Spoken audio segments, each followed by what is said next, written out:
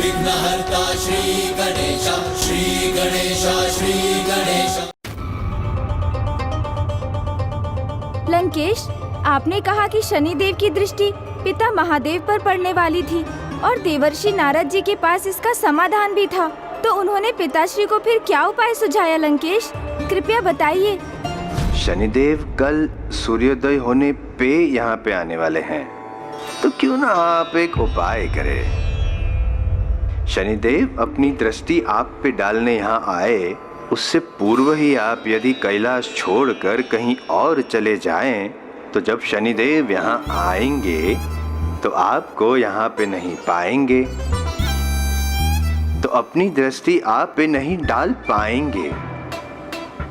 और जैसे ही वे पुनः लौट जाए और सूर्यास्त हो जाए, तब आप भी पुनः यहाँ पे आके अपना स्थान ग्रहण कर लीजिएगा। तब तक ये संकट टल चुका होगा और समस्त संसार को ये ज्ञात हो जाएगा कि शनिदेव अपनी दृष्टि से आपको प्रभावित नहीं कर पाए हैं। तो फिर पिताश्री ने क्या किया लंकेश? अगले ही दिवस प्रभु शिव शंकर शंभु सूर्य उदय के पूर्व ही कैलाश से दूर एक सघन वन में चले गए।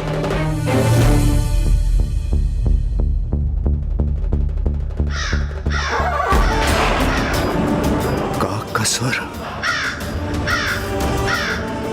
आगे उस मार्ग पर काक स्थित है। मुझे दूसरी दिशा से जाना चाहिए। काक तो शनिदेव का सर्वाधिक प्रिय है, उनसे भी दूर रहना उचित होगा।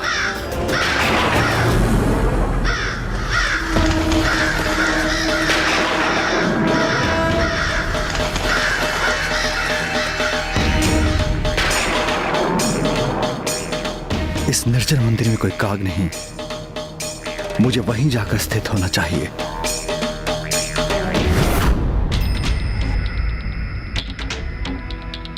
यही स्थान उचित होगा। यहां किसी की दृष्टि मुझ तक नहीं पहुंचेगी।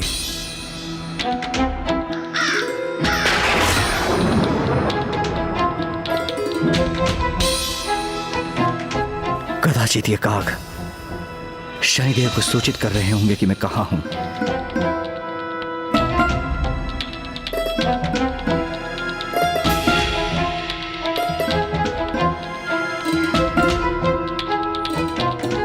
ये सर्वाधिक उचित स्थान प्रतीत होता है, क्योंकि यहां शनिदेव कभी नहीं आएंगे।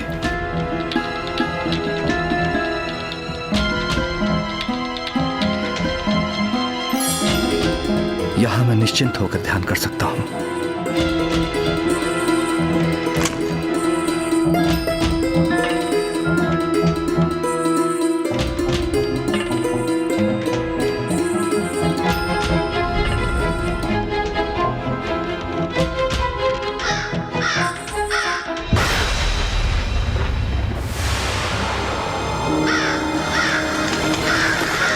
कदाचित ये मेरी भूल थी। ये निर्जन मंदिर तो मेरा ही स्थान है, अर्थात मैं यहीं स्थित होऊंगा। इसका अनुमान लगाना अत्यंत सरल है, इसलिए शनिदेव मुझ तक बड़ी सहजता से पहुंच सकते हैं। मुझे किसी अन्य स्थान को ढूंढना होगा, क्योंकि सूर्योदय होने में कुछ ही समय शेष है। मुझे यह कार्य शीघ्र करना होगा।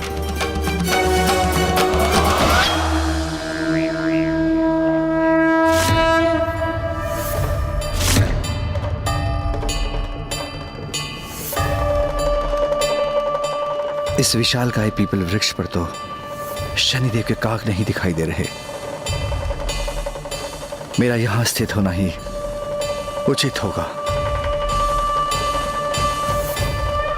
शनिदेव की दृष्टि से दूर रहने के लिए मुझे स्थान प्राप्त हो ही गया। शनिदेव मुझे सर्वत्र ढूंढेंगे, किंतु यहां नहीं। सूर्यास्त होने तक मैं यहीं स्थित होकर ध्यानस्थ रहूंगा और शनिदेव मुझे समस्त ब्रह्मांड में ढूंढते ही रह जाएंगे।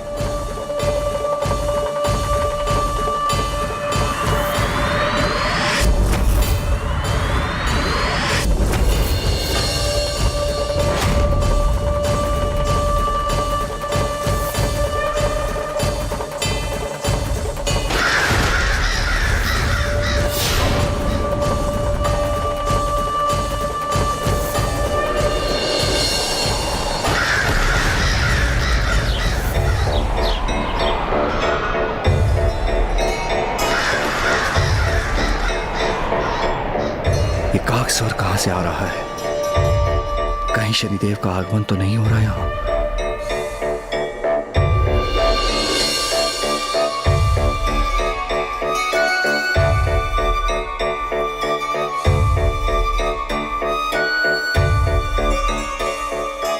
नहीं, यहां तो कोई नहीं।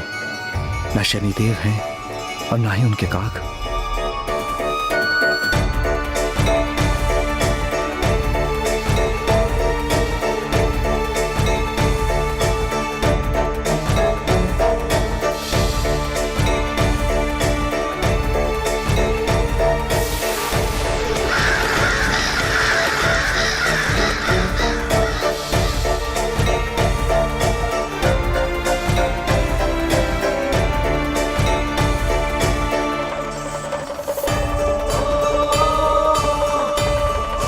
अब तो सूर्यास्त भी हो गया है, अर्थात दिवस का भी अंत हो गया।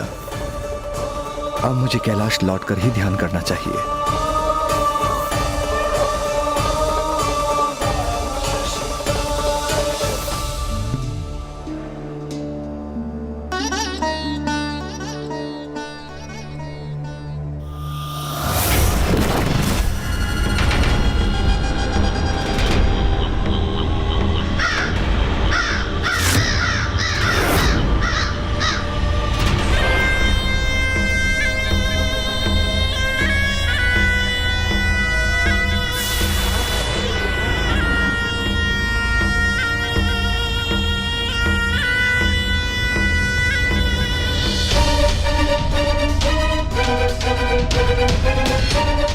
प्रणाम महादेव।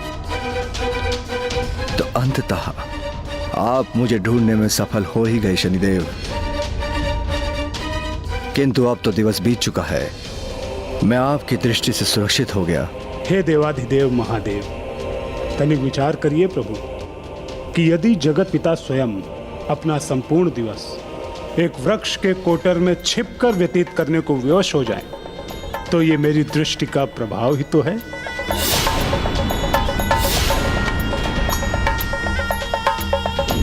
आज संपूर्ण दिवस आप जहां भी गए प्रभु, मेरी दृष्टि निरंतर आपके पीछे थी।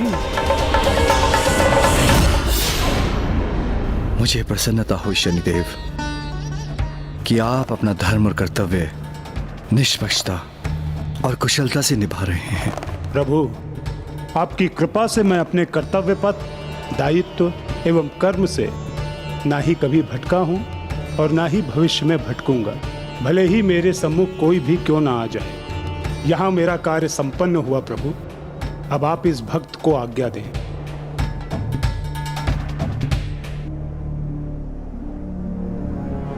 कल्याण हो, कल्याण हो, कल्याण हो, कल्याण हो, कल्याण हो, कल्याण हो।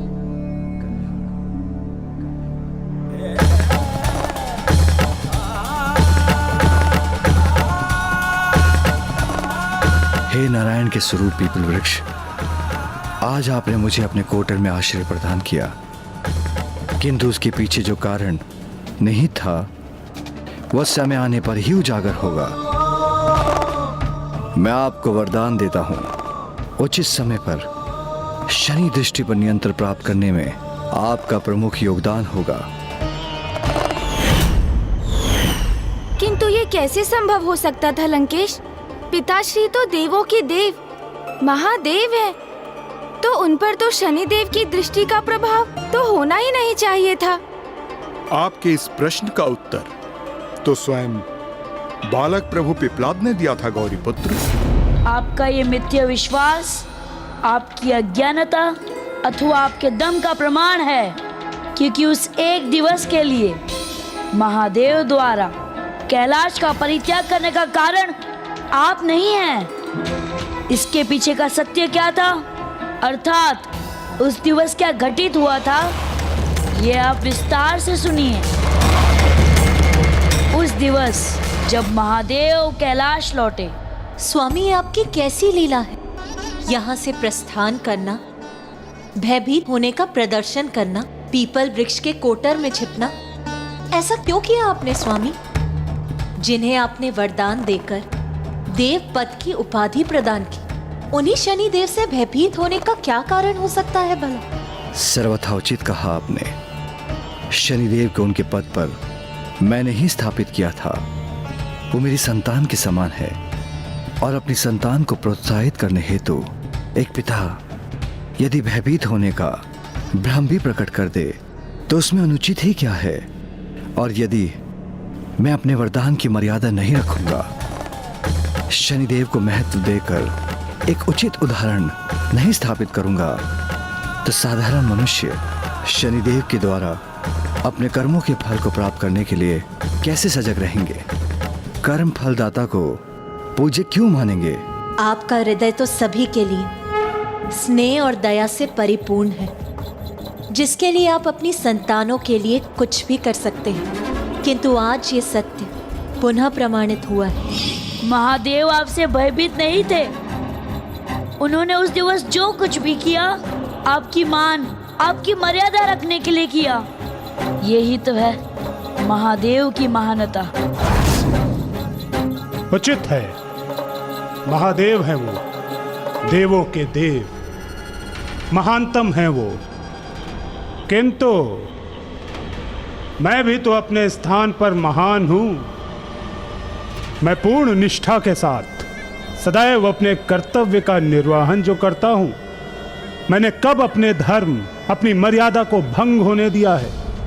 आपने ऐसा कभी नहीं होने दिया शनिदेव, क्योंकि आप तो एक ऐसे गज के समान हैं जो अपनी उत्तेजना अवस्था में अपना नियंत्रण खोकर किसी अन्य जीव जंतु का ध्यान किए बिना समस्त वन को ही कुचल देता है।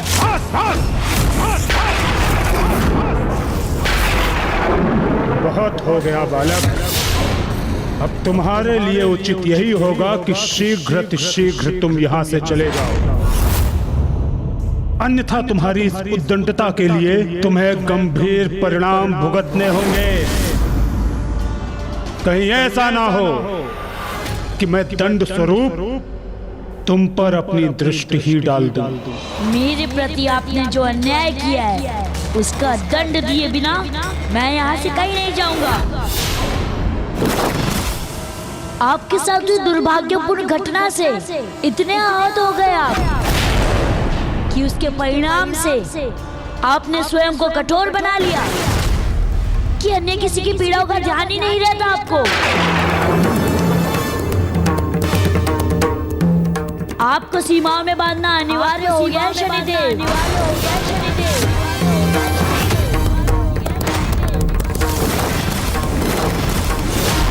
यदि आप एक गज के समान व्यवहार करने के हट पर टिके हैं तो मैं भी एक गजपाल के समान हूँ, जो महाकाय गज को भी बांधकर उसे नियंत्रित करने में सक्षम है।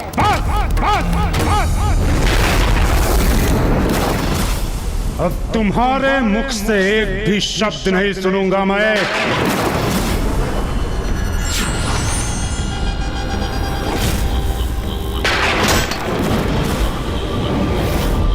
मेरे ही स्थान पर आकर मुझे अपमानित करने का दुस्साहस किया तुमने।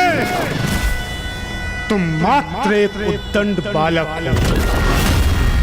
मुझे नियंत्रित करने चले हो तुम, मुझे नियंत्रित करने चले हो तुम, मुझे नियंत्रित करने चले हो तुम।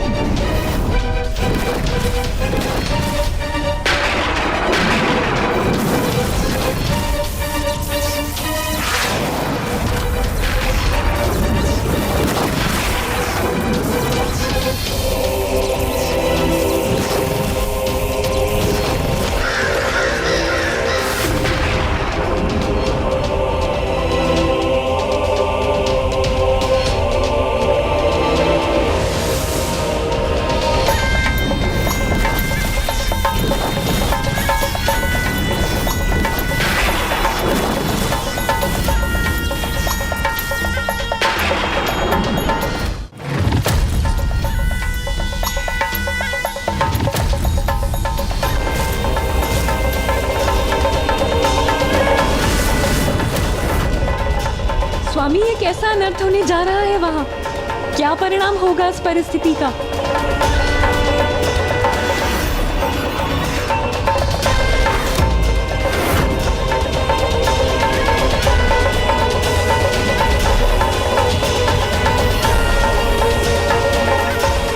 मेरी दृष्टि के प्रभाव से आज तक कोई नहीं बच सका है बालक, और तुम भी नहीं बच पाओगे।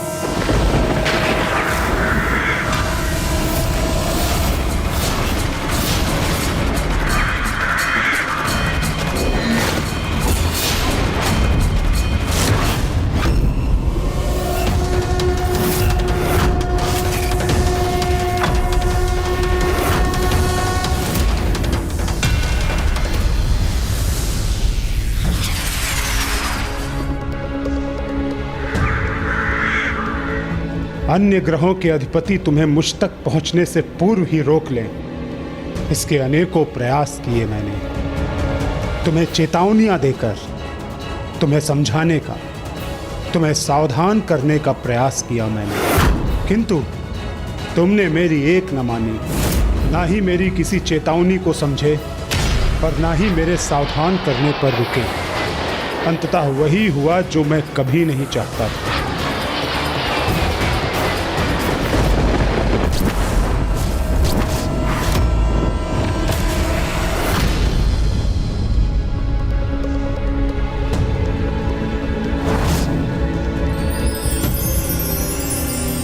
ये बालक क्या कर रहा है?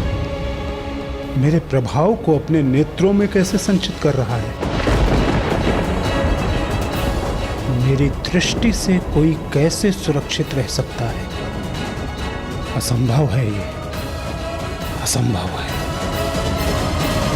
तुम कौन हो बालक पिपलाद?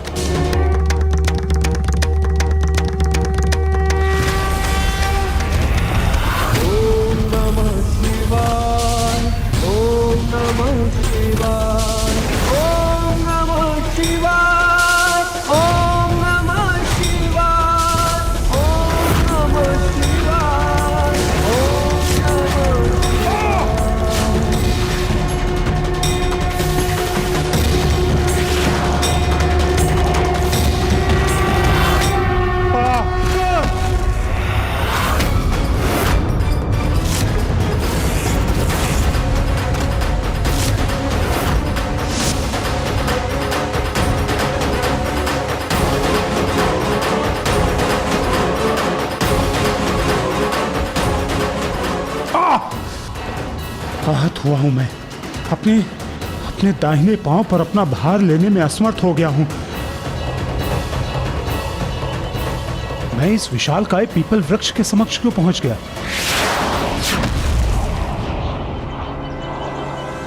मैं कौन हूँ ये ज्ञात करना चाहते थे ना आप? तो लीजिए, स्वयं अपने नेत्रों से देखिए मेरा वास्तविक परिचय। मैं वो बालक हूँ जिसकी माता ने जन्म लेते ही उसका परित्याग कर जगत से प्रस्थान करने में विवश हो गई, क्योंकि उन पर आपकी कुदृष्टि का प्रभाव था शनिदेव। मैं वो बालक हूँ जो मात्र अपनी माता की ममता से वंचित नहीं रहा, अपितु मेरे पिता को भी अस्थियों का दान करने हेतु अपने प्राण त्यागने पर विवश होना पड़ा, क्योंकि उन पर भी आपकी दृष्टि का प्रभाव था।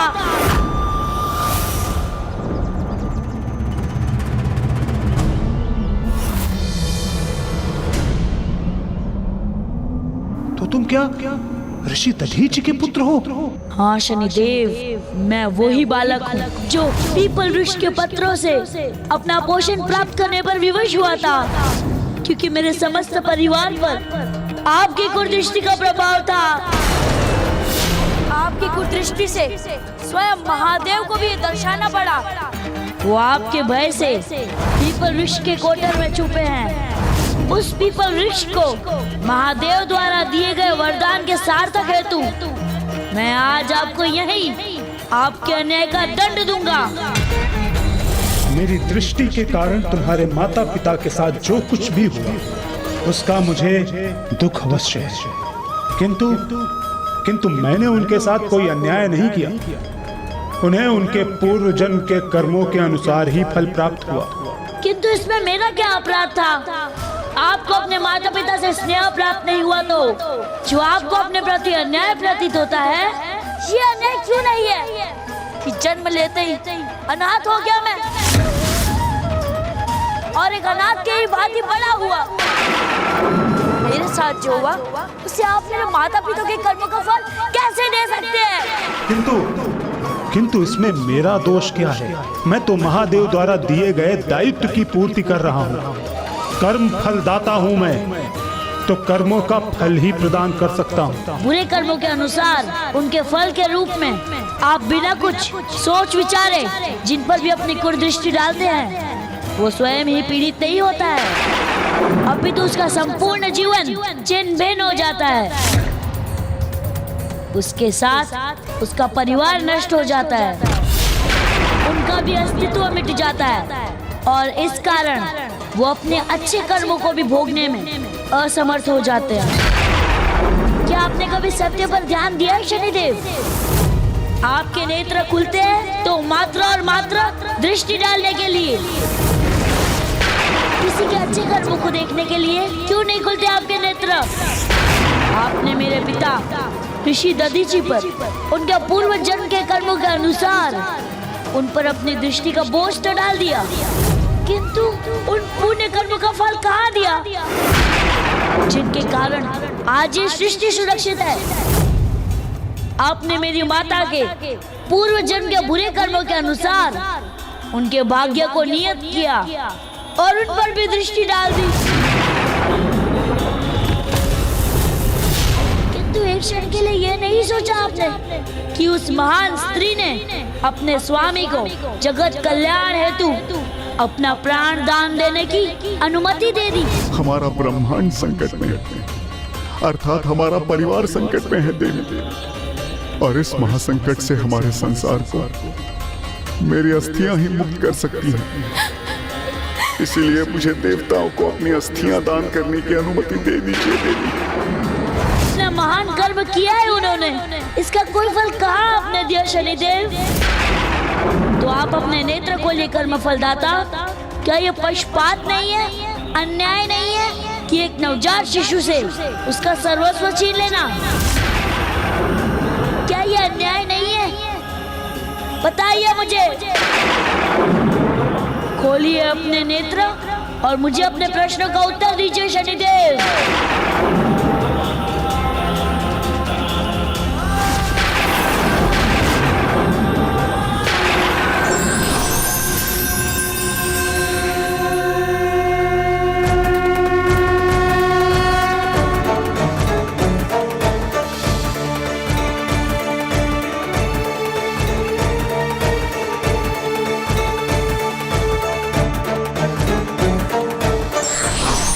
प्रभु, प्रभु, मुझे क्षमा कर दीजिए प्रभु, मुझे क्षमा कर दीजिए। आपको पहचानने में मैंने बहुत विलंब कर दिया प्रभु, बहुत विलंब कर दिया। प्रभु अपने इस भक्त पर कृपा कर पूर्ण स्वरूप के दर्शन दीजिए प्रभु, कृपा कीजिए प्रभु, कृपा कीजिए। अपने पूर्ण स्वरूप के दर्शन दीजिए प्रभु, दर्शन दीजिए। कृपा करिए प्रभु, मुझ पर कृपा करिए।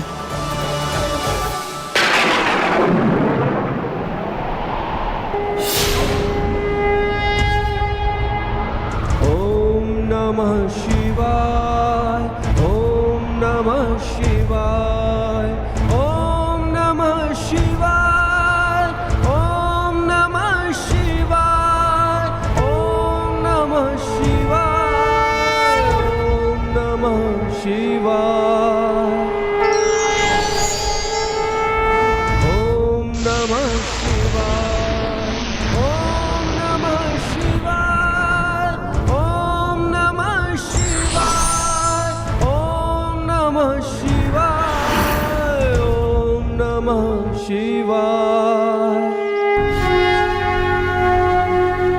लीजिए प्रभु, अपना अस्त्र पुनः धारण कीजिए, और मैं जिस दंड के योग्य हूँ मुझे वो दंड दीजिए प्रभु, मुझे वो दंड दीजिए। उसकी भूल को सुधारने के लिए होना चाहिए, इसलिए मैं आज से आपके प्रभाव पर नियंत्रण रखने के लिए 6 प्रमुख अवस्थाएं निर्धारित करता हूं, जिनमें प्रथम अवस्था यह है कि आज से व्यक्ति की शिशु अवस्था में आपकी दृष्टि उसे प्रभावित नहीं कर सकेगी। द्वितीय अवस्था, आपके साढ़े साथी अर्थात आपकी ग्रह दशा का योग मनुष्य के जीवन में 7.5 वर्षों तक ही उसे प्रभावित करेगा। तृतीय अवस्था, साढ़े साथी की ग्रह दशा मनुष्य के जीवन में 30 वर्षों में एक ही बार उसे प्रभावित कर सकेगी। चतुर्थ अवस्था, साढ़े साथी का ये योग क्रमशः 3 चरणों में प्रकट होगा। लोह, जो अत्यंत कठिन होगा। ताम्र, जिसका प्रभाव मध्यम स्तर का होगा। और स्वर्ण, जो सुख में फल देकर जाएगा। पंचम एवं अत्यंत महत्वपूर्ण अवस्था यह है, मनुष्य की कुंडली में आपकी महादशा मात्र 18 वर्षों के लिए ही हो सकेगी। और इस महादशा में आप मनुष्य के कर्मों के अनुसार उसे फल प्रदान करेंगे। और षष्ठम अवस्था यह है कि मनुष्य अपने पूर्व कर्मों का प्रायश्चित कर, यदि अपने कर्मों को सुधारने हेतु पूर्ण निष्ठा और समर्पण भाव से कुछ निर्धारित उपाय करेगा, तो आप उस पर अपनी दृष्टि के प्रभाव को क्षीण कर लेंगे। और ये 6 प्रमुख उपाय इस प्रकार होंगे। प्रथम, पीपल के वृक्ष को रोपना एवं नियमित रूप से जल देकर उसे सींचना, उसकी देखरेख करना। द्वितीय, संध्या के समय पीपल वृक्ष के नीचे तिल के तेल का दीपक प्रज्वलित करना और आपके नाम का जाप करते हुए पीपल वृक्ष की परिक्रमा करना। तृतीय, दीन दुखियों की सहायता करने हेतु काले वस्त्र एवं खड़ाऊ आदि का दान देना। चतुर्थ, गौ माता की पूजा करना और सभी प्रकार से उनकी सेवा करना। श्वान एवं काक को आहार प्रस्तुत करना। पंचम, समाज में निसहाय आश्रय विहीन मनुष्य की सहायता एवं सेवा करना। और षष्ठम, सत्कर्म करते हुए अपने समस्त कर्तव्यों को निष्ठापूर्वक निभाना। जो भी इन उपायों को करेगा, उन पर आप अपनी दृष्टि के प्रभाव को अवश्य क्षीण करेंगे। कहिए शनिदेव, आपको स्वीकार है दंड।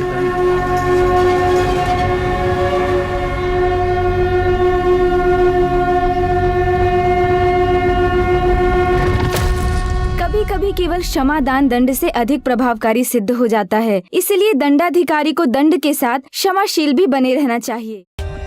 For more updates, subscribe to our channel, click the show links and enjoy watching the videos.